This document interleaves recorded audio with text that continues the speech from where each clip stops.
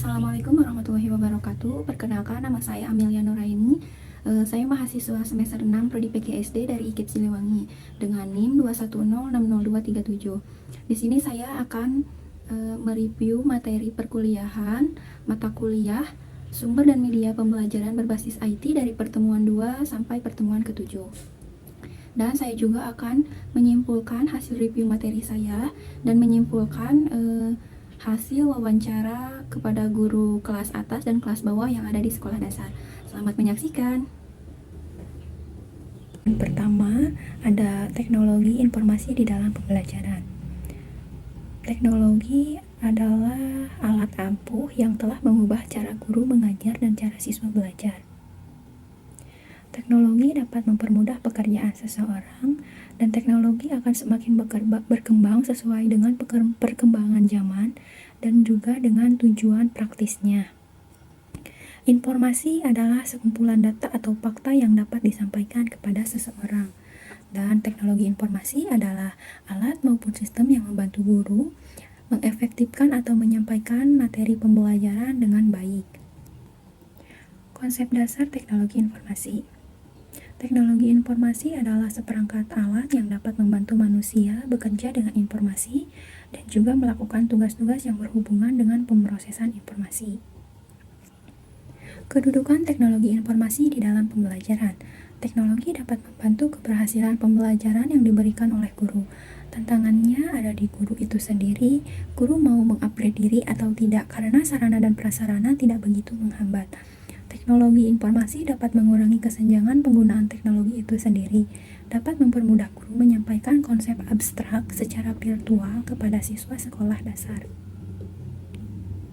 Ruang lingkup teknologi informasi di dalam pembelajaran, yaitu pembelajaran yang ditingkatkan, pembelajaran yang dipersonalisasi, pengembangan keterampilan, akses global, administrasi yang efisien, inovasi, dan juga kreativitas. Kedudukan teknologi informasi di dalam pendidikan, yaitu mempermudah kerjasama, sharing information, dan juga virtual university.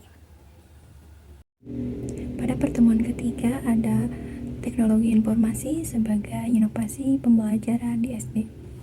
Apa itu inovasi pembelajaran? Inovasi pembelajaran adalah upaya pembaharuan terhadap berbagai komponen yang diperlukan dalam penyampaian materi pelajaran berupa ilmu pengetahuan dari tenaga pendidik kepada para peserta didik dengan tujuan untuk meningkatkan kualitas pendidikan yang berlangsung. Peran penting inovasi di dalam dunia pembelajaran. Pemanfaatan perkembangan teknologi yang serba digital saat ini memudahkan guru untuk membuat media pembelajaran inovatif dan kreatif yang nantinya digunakan para peserta didik di dalam proses pembelajaran berlangsung. ICT sebagai inovasi pembelajaran.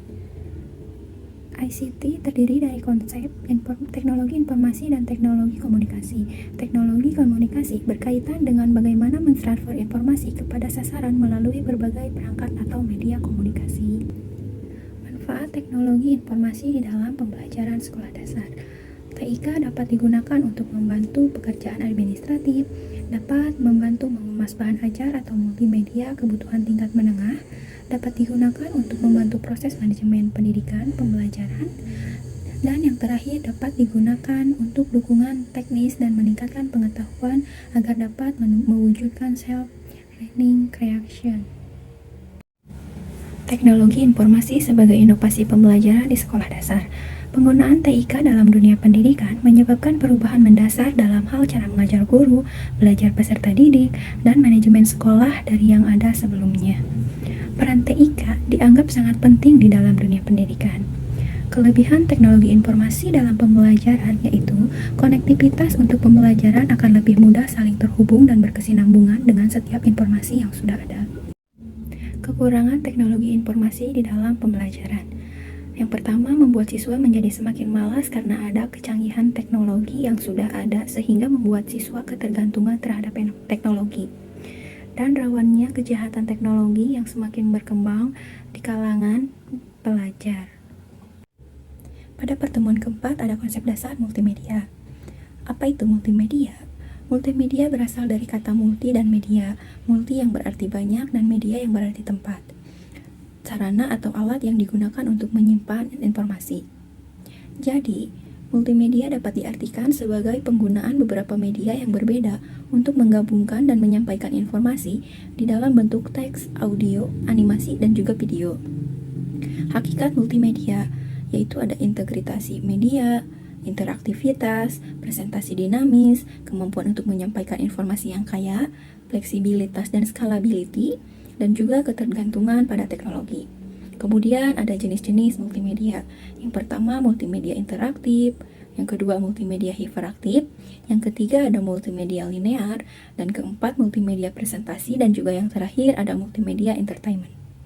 Dan ada komponen multimedia. Komponen multimedia terdapat 4, yaitu ada teks, audio, gambar, dan juga video. Pada pertemuan kelima, ada pemanfaatan multimedia di dalam pembelajaran. Multimedia dapat diartikan sebagai alat atau bahan yang digabungkan lebih dari satu media, yakni dapat berupa teks yang dikombinasikan dengan gambar, dengan animasi, dan juga dengan grafik maupun dengan yang lainnya. Multimedia interaktif di dalam pembelajaran. Multimedia interaktif di dalam pembelajaran memungkinkan siswa untuk berinteraksi dengan media sebagai sumber belajar, yang mana multimedia berbasis komputer atau ICT sangat cocok digunakan, yang bertujuan untuk membantu siswa untuk melakukan aktivitas pelatihan atau pembelajaran yang sebelumnya tidak dapat mungkin dilakukan. Format atau metode multimedia berbasis komputer, yaitu ada dengan cara tutorial, kemudian cara praktik, simulasi, game, dan juga dengan cara eksperimen. Kemudian ada multimedia di dalam pembelajaran. Dengan adanya multimedia dapat membantu guru mempermudah dalam merancang pembelajaran. Jenis multimedia beragam, yakni ada multimedia hiperaktif, multimedia interaktif, multimedia linear, dan juga multimedia entertainment. Pemanfaatan multimedia. Jika di dalam pemanfaatan multimedia berjalan dengan baik, tentunya kita akan mendapatkan keunggulan dari sebuah multimedia pembelajaran, yaitu seperti dapat memperbesar benda mikro, dapat memperkecil benda makro, menyajikan benda dan peristiwa kompleks, menyajikan benda dan peristiwa yang sangat jauh, menyajikan benda dan peristiwa yang berbahaya, dan juga dapat meningkatkan daya tarik siswa agar dapat mengikuti pembelajaran dengan baik. Pada pertemuan ke-6 ada dampak implementasi multimedia di dalam pembelajaran. Penggunaan multimedia di dalam pembelajaran merupakan salah satu alternatif pilihan yang baik untuk pengajaran dan pembelajaran yang lebih berkesan. Peranan multimedia di dalam pembelajaran merupakan alat bantu mengajar. 4 fungsi media pembelajaran. Yang pertama ada fungsi atensi media visual yang merupakan latihan. Yang kedua, fungsi afektif visual dapat dilihat dari tingkat kenikmatan siswa ketika belajar atau membaca teks bergambar. Yang ketiga, fungsi kompensatoris media pembelajaran terlihat dari hasil penelitian bahwa media visual yang memberikan konteks untuk memahami teks membantu siswa yang lemah dalam membaca. Dan yang keempat, fungsi kognitif media visual terlihat dari lambang visual atau gambar dapat mencapai tujuan untuk memahami dan mengingat informasi atau pesan yang terkandung di dalam gambar. Manfaat penggunaan multimedia di dalam pembelajaran IT. Yang pertama, dapat meningkatkan pengemasan materi. Yang kedua, strategi konsep pembelajaran baru dan inovatif yang juga efisien. Yang ketiga, pemanfaatan aktivitas akses pembelajaran. Dan yang keempat, menggunakan sumber daya yang terdapat pada internet dan juga dapat menerapkan materi pembelajaran dengan multimedia. Alat instruksional. Yang pertama, alat untuk menyampaikan pengalaman, Vocarius. Yang kedua, alat model yang dapat memberikan pengertian tentang struktur atau prinsip suatu gejala, misalnya model molekul atau pernapasan. Tetapi juga eksperimen atau demonstrasi juga program yang memberikan langkah-langkah untuk memahami suatu prinsip atau unsur pokok. Yang ketiga, alat dramatisasi, yakni yang mendramatisasi sejarah atau peristiwa atau tokoh film tentang alam yang memperlihatkan perjuangan untuk hidup untuk memberi pengertian tentang suatu ide atau gejala. Dan yang keempat, alat automatisasi, teaching machine atau pelajaran berprogram, yang menyajikan suatu masalah dalam urutan yang teratur dan memberi feedback tentang respon murid. Alat ini dapat meringankan beban guru. Kelebihan dampak implementasi multimedia di dalam pembelajaran IT. Adanya interaksi yang erat antara siswa dan materi. Kedua, proses pembelajaran sesuai dengan kemampuan siswa. Adanya audio visual. Yang keempat, adanya umpan balik langsung. Dan yang terakhir, menciptakan proses belajar yang berhubungan. Kemudian, manfaat penggunaan multimedia dalam pembelajaran IT. 1. Dapat meningkatkan komunikasi dengan pendidik dan peserta didik lainnya. Yang kedua, lebih banyak materi pembelajaran yang tersedia yang dapat diakses tanpa memperhatikan ruang dan juga waktu. Dan yang terakhir, ada berbagai informasi dan materi yang terorganisasi di dalam suatu wadah pembelajaran, baik offline maupun online. Kekurangan dampak implementasi multimedia di dalam pembelajaran IT. Yang pertama, harus tersedianya komputer, relatif mahal, perlu keahlian khusus untuk menggunakannya, dan juga perlu adanya keahlian untuk mengembangkan media tersebut. Karakteristik dampak implementasi multimedia di dalam pembelajaran IT menggabungkan beragam materi seperti teks, suara, dan juga gambar, di mana semuanya itu dioperasikan dengan menggunakan komputer.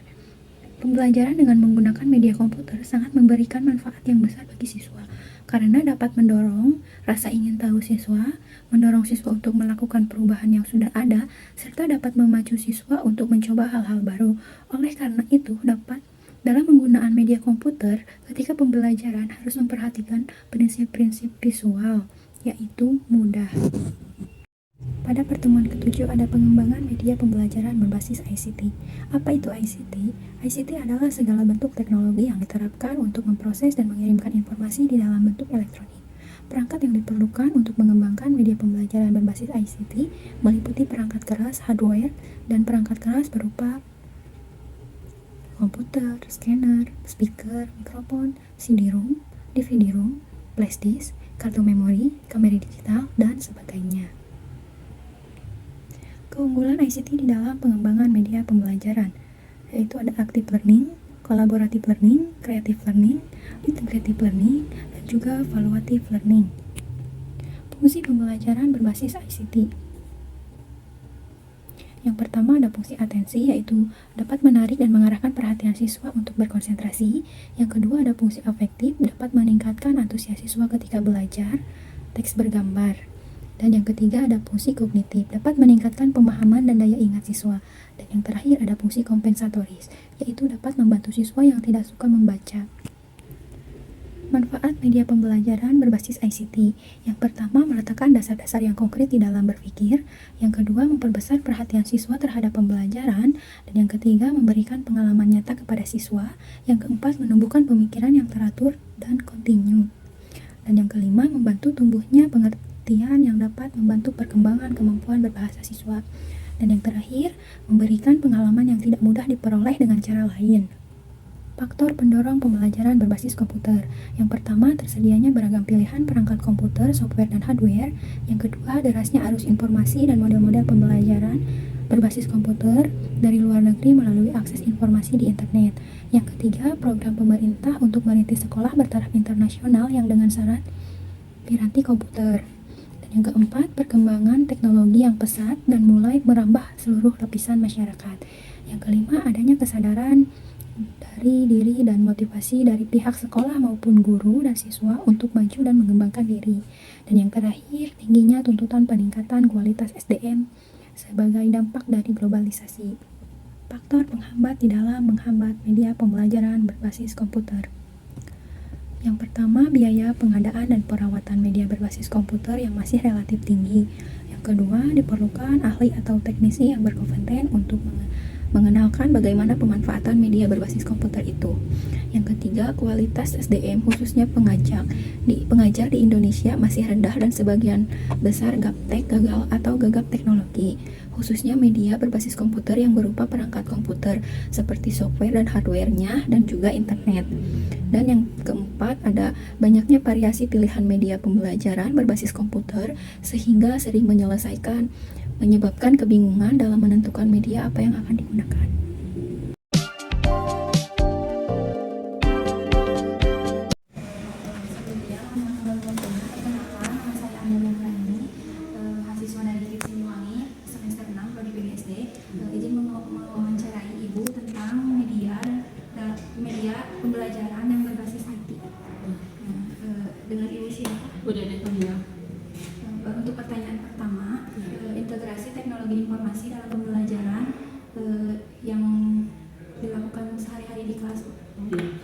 Kalau di kelas selama ini biasa dengan selain RPP atau modul ajar ya, saya dari sumber buku. Kemudian kalau ada tugas tambahan dari situ yang misalnya perlu diketahui seperti ini ya, di dalam bahasa Indonesia sekarang di kelas 1 udah ada, harus melihat Google-nya itu otomatis orang tua harus membantunya. Kayaknya di situ disebutkan apa judulnya, otomatis harus buka dengan teknologi gitu, dengan teknologi canggihnya. Jadi ya berusaha untuk supaya bisa aja. Jadi sudah bisa, kadang-kadang tidak dikasih tahu dulu, dan Bu udah bisa minta itunya, nomor itunya, misalkan apa, oh iya di situ ada disebutkan, misalkan dokter ID-nya di situ disebutkan, jadi ada di situ tinggal kita membuka Bu, kemudian judul bukunya cantumkan, tangannya siapa, ceritanya apa, itu sudah bisa salah satu, sudah bisa mengisinya ya dengan orang tua bantuannya gitu ya. Pertanyaan kedua, bagaimana cara Ibu memilih dan mengevaluasi sumber daya digital yang digunakan dalam pembelajaran kelas? Ibu dengan cara memasang fokus, kemudian tanya jawab atau dipraktekkan langsung, dicontohkan langsung dengan cara gambar digital ya, dengan fokus sendiri. Jadi anak-anak cenderung lebih memahami, senang gitu, dengan itu lebih semangat lagi belajarnya.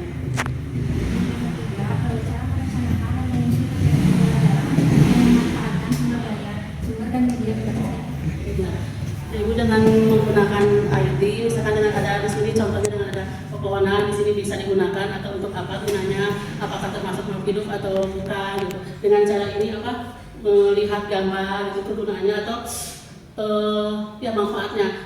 Misalkan contohnya di dalam sekolah itu tidak ada pohon ditebang semuanya. Apakah situasi itu enak tidak kalau di rumah gitu atau di depan sekolah misalkan tidak ada pepohonan apa besar atau nyaman tidak besar misalnya gitu. Dengan adanya gambar bisa memperjelas itu, insya Allah akan lebih mudah untuk belajar mengatasinya nanti. Dan berikutnya, cara menyesuaikan penggunaan teknologi informasi dengan gaya belajar yang berbeda di antara siswa. Maksudnya? Cara Ibu menyesuaikan penggunaan teknologi, kan cara belajar siswa itu berbeda-beda. Cara Ibu untuk menyesuaikannya seperti apa? Oh iya, di sini Ibu kalau misalkan anak yang bisa otomatis mereka kalau di evaluasi kan kelihatannya kan udah bisa bahasa cepat gitu. Nah kalau untuk yang kurangnya Ibu memberi bantuan 1 minggu sekali diadakan atau 2 kali diadakan tes membaca di perpustakaan misalnya. Jadi di luar jam pelajaran ditambahin itu untuk mereka. Yang kelima, cara Ibu memastikan bahwa penggunaan teknologi informasi dalam pembelajaran mengakomodasi kebutuhan siswa dengan berkebutuhan khusus. Mengatasi anak yang belum bisa punya yang pula ini yang berkebutuhan khusus. Ya, di sini kebetulan anaknya di rumahnya tidak ada itu. Nah kemarin ada satu anak dari Lampung nih pada ke sini, ibu tidak tahu dan ibu konsultasi tidak tahu kalau anak itu berkebutuhan khusus gitu ya. Itu udah harus itu nih harus teliti dan harusnya jangan di sini gitu, khusus aja di sekolah SLB gitu kalau bisa mah. Cuma kalau orang tua kan menteri bikin di sini boleh di sini, tapi ibu juga tidak belajar tidak diberi keluasan gitu. Soalnya kalau disuruh belajar tidak mau. Jadi mau mau ke sini nanti ini gitu. Itu sangat mengganggu sekali dalam belajar. Kalau ada itu ABK di sini bisa satu orang juga. Nah kemarin kebetulan ada mid baru gitu. Katanya ke sekolah gimana pilih yang baru. Ibu belum bisa apa-apa. Bisanya kalau masuk sekolah itu sangat mengganggu. Saya tidak yang besar itu. Saya berprogram khusus aja dengan yang banyakannya 32 orang itu. Makanya yang sakit itu gimana tuh? Kalau begitu kan udah jangan naik lah. Ya dulu naik lah. Ini sini duduk ya, duduk. Bu ke belakang, nanti ke belakang. Jadi sangat mengganggu sekali kalau ada tuh di sini di kelas itu. Kalau misalnya tidak ada itu harus khusus ke SLB gitu. Secara Ibu memfasilitasi kolaborasi antara siswa dalam penggunaan IT gimana? Oh iya, anak-anak misalkan di sini Ibu menerangkan tentang matematika tentang jam misalnya. Anak-anak besok bikin yang nyaman sesuai dengan kamu silakan mau jam 1 jam 2 silakan bebas, tapi alasannya tetap 12 nah. Terus minta bantuan sama kakak atau sama ibu. Nah setelah itu kami menjadikan di sini diceritakan dengan IT jam tersebut dengan menggunakan IT-nya. Nah Jadi dari menit ke menit bisa 1 jam itu berapa, misalnya 60 menit, gimana cara menghitungnya, jadi dijelaskan di sini ada itu dijelaskan dengan hasil anak juga, kalau itunya bisa muter itunya jarum panjang jarum pendeknya, nah itu jadi sehingga insya Allah ya udah bisa kemarin 75% udah bisa. Media berbasis IT apa yang pernah Ibu gunakan dan yang sering Ibu gunakan di dalam pembelajaran? Infokus, kemudian HP ya, kemudian kebetulan biar suara nyarinya buat udah dilakukan di waktu itu, cuma udah rusak sekarang dibeli lagi, misalkan hanya bisa didengarkan untuk kelas gitu. Contoh inovatif tentang penggunaan teknologi informasi untuk membuat pembelajaran lebih menarik dan lebih berarti bagi siswa. Dengan menggunakan contoh gambar yang ada di Infokus atau ada yang menggunakan Google, bisa digambar dengan gambar atau dengan bukti fisiknya sudah yang ada gitu, boleh biar bisa menyambung dijelaskan gitu. Ya menyuruh anak untuk membawa benda misalnya berbentuk kubus, berbentuk segi empat, berbentuk lingkaran atau berbentuk bunda gitu. Hambatan atau kesulitan yang Ibu alami dalam pembuatan maupun penerapan media yang dirancang. Hambatan. Kalau hambatannya satu mungkin anak-anak yang belum bisa membaca ya, hambatannya itu misalkan di sini ada pembelajaran, misalnya pertanyaan di sini sudah Ibu sediakan dengan pertanyaan-pertanyaan. Nah, untuk yang belum bisa hambatannya, untuk yang belum bisa baca otomatis tidak bisa menjawabnya. Itu harus spesial, misalkan dipilah ini yang belum bisa di sini harus menggunakan dengan dikte biasanya, atau diulang di perpustakaan cara membaca gitu. Solusi dari hambatan atau kesulitan yang Ibu alami dalam pembuatan dan penerapan media yang dirancang. Ya dengan harus inisiatif sendiri, kemudian ada dorongan ke kelas 1 misalkan membuat harus ada tugas itu tidak mengerjakan sendiri tapi dengan bantuan orang tua gitu. Insya Allah berjalan akan berkesinambungan lancar gitu. Tapi kalau orang tua hari-hari gitu ya, biarkan aja anak-anak tidak bisa juga. Ada yang suka gitu juga, makanya itu aja.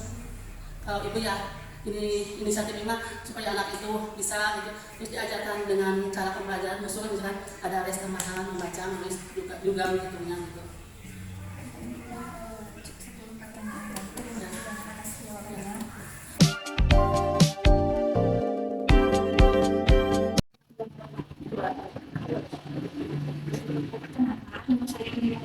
Dari mahasiswa Ibu Siliwangi, Prodi PGSD, ingin mewawancarai Ibu tentang media dan pembelajaran berbasis IT yang digunakan dalam pembelajaran kelas. Sebenarnya ada beberapa topik. Pertanyaan pertama, integrasi teknologi informasi dalam pembelajaran sehari-hari di kelas. Kalau di kelas biasanya itu saya menanyakan video lewat PowerPoint, karena mengevaluasi kuis lewat kuis interaktif melalui virtual quiz. Pertanyaan berikutnya, bagaimana cara Ibu memilih dan mengevaluasi sumber daya digital untuk digunakan dalam pembelajaran kelas? Saya pilih dulu dari pembelinya, pokoknya mengedukasi siswa yang tidak mengandung unsur sara dan pornografi. Berikutnya, cara Ibu merencanakan dan menyusun materi pembelajaran yang memanfaatkan sumber dan media berbasis IT. Pertama, saya susun materi-materi dengan memilih video-video yang relevan dengan materi. Kemudian saya tanyakan kepada siswa. Nah, nanti saya evaluasinya lewat kuis interaktif. Nanti kalau misalnya siswanya tidak paham, nanti bisa ditanyakan kembali videonya. Cara Ibu menyesuaikan penggunaan teknologi informasi dengan gaya belajar siswa yang berbeda. Pertama, saya kelompokkan dulu siswa-siswa menjadi 3 kelompok, kan ada yang video, visual, sama tulisan. Pilih media yang sesuai dengan kebutuhan. Berikutnya, cara Ibu memastikan bahwa penggunaan teknologi informasi dalam pembelajaran dapat mengakomodasi kebutuhan siswa dengan yang berkebutuhan khusus. Kalau berkebutuhan khusus di sini bisa tapi kalau misalnya anak yang misalnya keterlambatan belajar, nah biasanya di rumah saya tugaskan untuk misalnya dalam 1 hari nonton video pembelajaran teknologi. Nah tetapnya akan terus, nanti di akhir di 1 minggu nanti dia akan buat kesimpulan dari yang dia pelajari.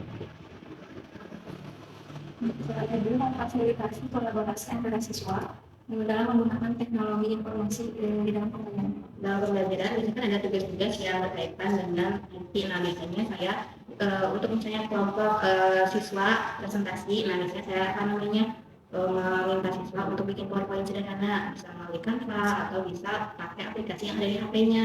Nah nanti baru ditayangkan di kelas. Media berbasis IT apa yang pernah Ibu gunakan dan sering digunakan di dalam pembelajaran? Kalau dalam pembelajaran biasanya lewat YouTube, kalau nggak YouTube, terus nanti kalau untuk konversinya lewat video praktiknya tulis atau contoh inovatif tentang penggunaan teknologi informasi dan pembelajaran nah biasanya ya penggunaan aplikasi yang ada di HP-nya. Jadi anak sudah berfungsi, nah nanti kita bisa tes atau misalnya bikin tes harian ulangan itu lewat kuisis. Itu juga penting. Hambatan yang Ibu alami di dalam pembuatan maupun penerapan media yang digunakan? Hambatannya tidak semua anak itu punya HP. Itu paham dengan teknologi. Mereka tidak bisa mengoperasikan HP-nya dengan baik, jadi cuma bisa pakai tidak bisa. Kalau misalnya untuk bikin kayak PPT atau di Canva atau apa, mereka masih belum paham. Solusi dari hambatan atau kesulitan yang Ibu alami dalam pembuatan maupun penerapan media yang digunakan? Solusinya saya akan memperbanyak akan mencari info-info dari itu internet dan juga metode yang variatif, metode yang menarik untuk siswa. Terima kasih banyak atas jawabannya. Jadi dapat disimpulkan bahwa sumber dan media pembelajaran berbasis IT sangat penting digunakan di dalam pembelajaran sehari-hari di kelas karena dapat memudahkan seorang guru dalam menyampaikan materi pembelajaran kepada siswa.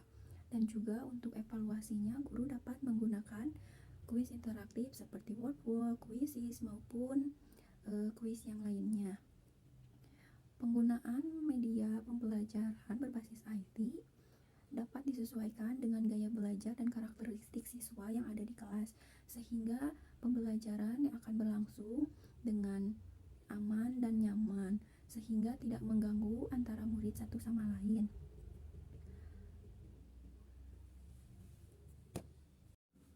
Media pembelajaran berbasis IT memiliki dampak positif dan juga negatif apabila digunakan. Namun kita dapat meminimalisir dampak negatif yang terjadi pada penerapan media berbasis IT ini dengan cara berdiskusi dengan orang tua siswa agar siswa dibatasi untuk menggunakan teknologi. Ketika ada pembelajaran, siswa diperbolehkan untuk menggunakan teknologi seperti handphone dan komputer, laptop ataupun yang lainnya. Dan ketika tidak ada pembelajaran, sebaiknya siswa dibatasi dalam penggunaan teknologi tersebut.